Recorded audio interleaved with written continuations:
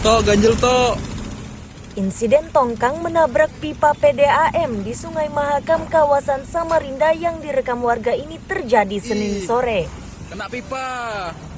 Dalam rekaman tersebut, tongkang tanpa muatan yang ditarik kapal tunda itu tiba-tiba mengarah ke pinggir sungai hingga akhirnya menabrak pipa tersebut.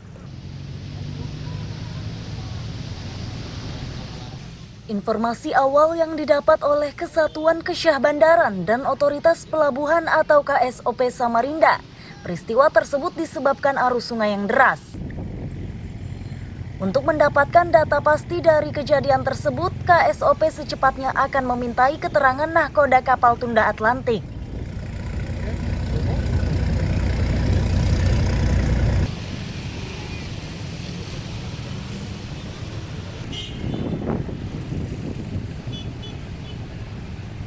Arus sangat kuat, angin kencang dan sebagainya. Tapi itu dari nahkoda.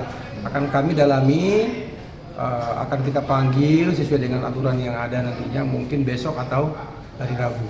Seperti itu. Dari mana ke mana, Pak?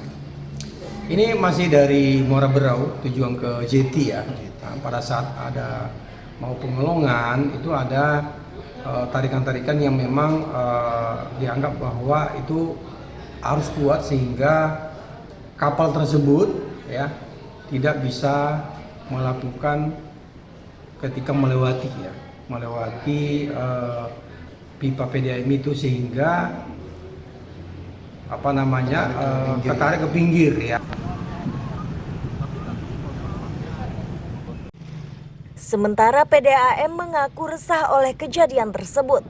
Mereka khawatir peristiwa ini menyebabkan pipa berdiameter 400 mm ini bergeser.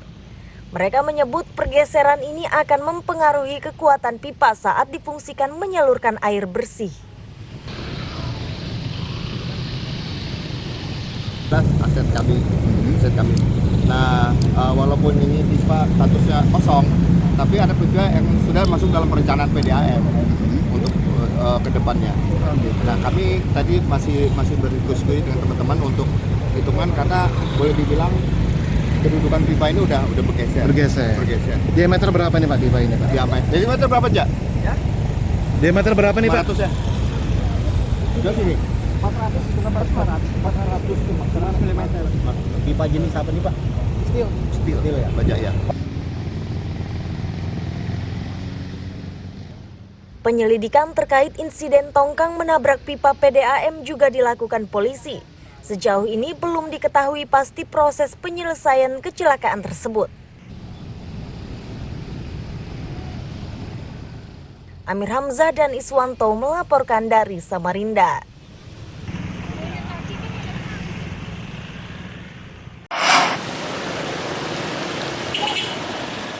Minibus bernomor polisi B2311 PFL Senin siang menabrak tiang listrik di kawasan Jalan Jenderal Sudirman, Balikpapan. Kecelakaan ini menyebabkan bagian depan mobil rusak. Kemacetan arus lalu lintas pun tak terhindarkan selama minibus belum dipindahkan dari lokasi kecelakaan.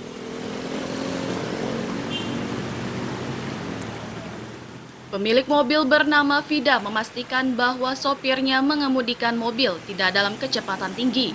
Ia tidak mengetahui persis kejadiannya karena saat itu duduk di kursi tengah sedang membaca dokumen.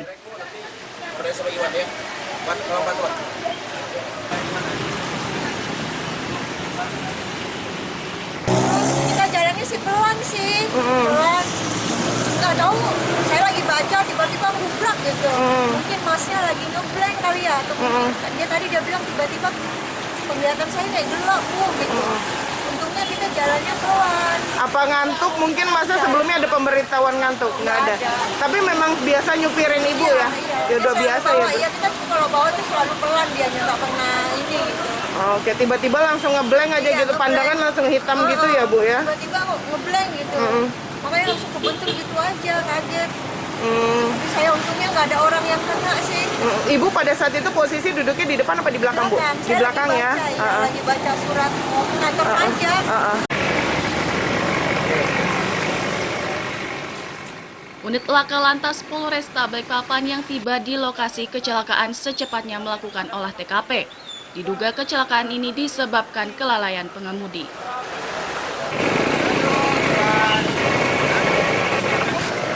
Menurut keterangan sopir dan penumpang yang berada di dalam, insiden ini terjadi karena kurangnya konsentrasi dalam berkendara. Seperti itu. Oke.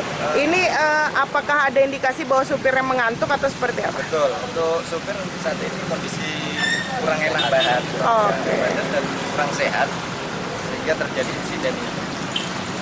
Kebetulan ini off control, kecelakaan tunggal. Meski tidak ada korban jiwa, namun polisi tetap menderek mobil tersebut ke unit Laka Lantas Polresta. Itu dilakukan untuk memudahkan penyelidikan terkait penyebab kecelakaan.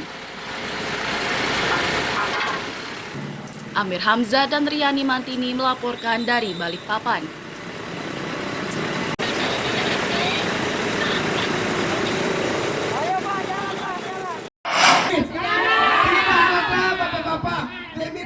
Seratusan pekerja perkebunan kelapa sawit yang tergabung dalam Serikat Federasi Buruh Indonesia atau FBI Senin siang berunjuk rasa di pintu masuk kantor Bupati Berau di Tanjung Redep.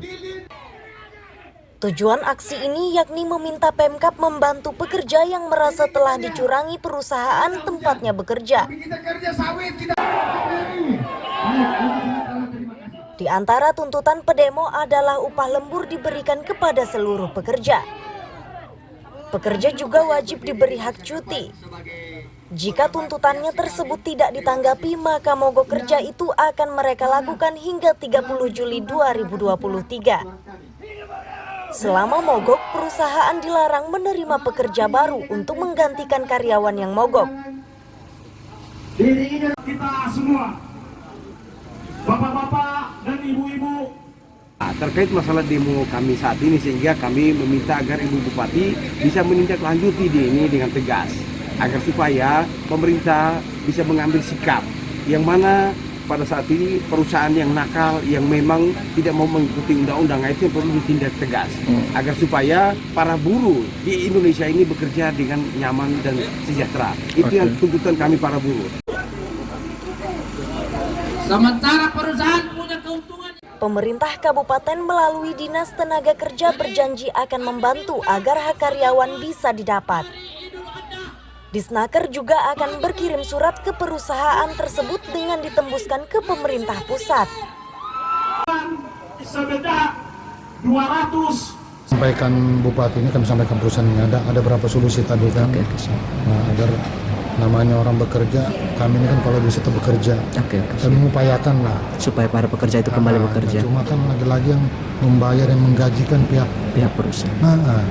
Tapi kami upayakan lah, ini kan tadi Pak Bupati kan sudah kami catat juga, ada poin-poin itu kami sampaikan. Soal resmi nanti biar ada tembusannya ke para pihak. Pemutusan hubungan kerja karena dianggap mogok yang mereka lakukan. Meski sudah mendapat dukungan dari pemerintah kabupaten, namun para buruh tetap mengancam akan turun ke jalan dengan massa yang lebih besar jika tuntutannya tidak ditanggapi. Yang sah adalah hak dasar si pekerja. Amir Hamzah dan Miko Gusti melaporkan dari Kabupaten Berau. Becus dalam bekerja.